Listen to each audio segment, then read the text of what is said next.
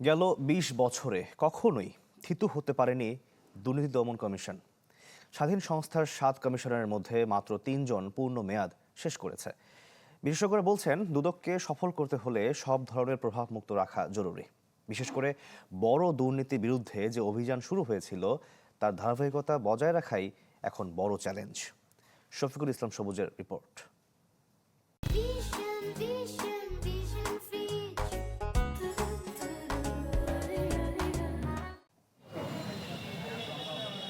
২০০৪ সালে দুর্নীতি দমন ব্যুরোর বিলুপ্তি ঘটিয়ে পথ চলা শুরু স্বাধীন কমিশনের।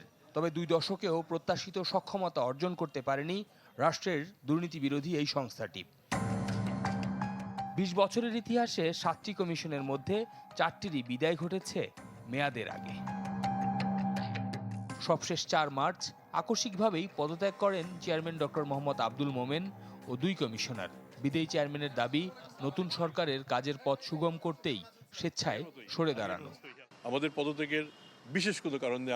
আমরা অনুভব করেছি যে এই পরিবর্তনের পর নির্বাচিত যে সরকার, সেই সরকারেরও প্রত্যাশা রয়েছে। তবে এই পদত্যাগকে নিছক স্বেচ্ছায় বা ব্যক্তিগত মানতে নারাজ ট্রান্সপারেন্সি ইন্টারন্যাশনাল বাংলাদেশ টিআইবি।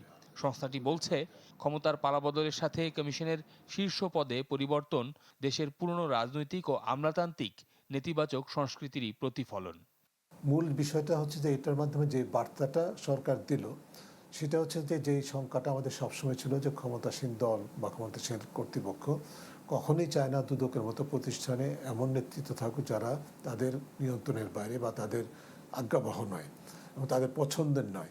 তাদের পছন্দের ব্যক্তিকে দুদকে নিয়োগ দেওয়ার জন্য এই ঘটনা কিনা, পদত্যাগের ঘটনা কিনা, সেটা দেখার বিষয়। বিদায়ী মোমেন কমিশনের ১৫ মাসের মেয়াদে জমা পড়েছিল প্রায় ১৫,০০০ অভিযোগ। প্রভাবশালী সাবেক মন্ত্রী ও আমলা থেকে শুরু করে শেখ হাসিনা পরিবারের সদস্য মিলিয়ে ৩৫০০ ভিআইপির দুর্নীতির ফাইল নড়চড় হয়েছে এই সময়ে। পরিণতি যা হওয়ার কথা ছিল সেরকমটা হবে বলে আশা করা যায় না। তারপরে দুর্নীতি দমন কমিশনের কাদেরকে নিয়োগ দেওয়া হচ্ছে সেটি একটি দেখবার বিষয়। তখন সেখান থেকেও আঁচ করা যাবে যে তারা এই মামলাগুলো যেগুলো রেখে গেছেন, অনুসন্ধান, তদন্ত ইত্যাদি, সেইগুলোর পরিণতি কোন দিকে যাবে। বর্তমানে অভিভাবকহীন দুদকের নতুন কমিশন কোন প্রক্রিয়ায় গঠিত হবে তা এখনো নিশ্চিত নয়। তবে ধারণা করা হচ্ছে, দুদক আইনের সংস্কারের জন্য যে অধ্যাদেশ জারি করা হয়েছে তা পাশের পরই সে অনুযায়ী গঠিত হতে পারে নতুন কমিশন। শফিকুল ইসলাম সবুজ, চ্যানেল 24, ঢাকা।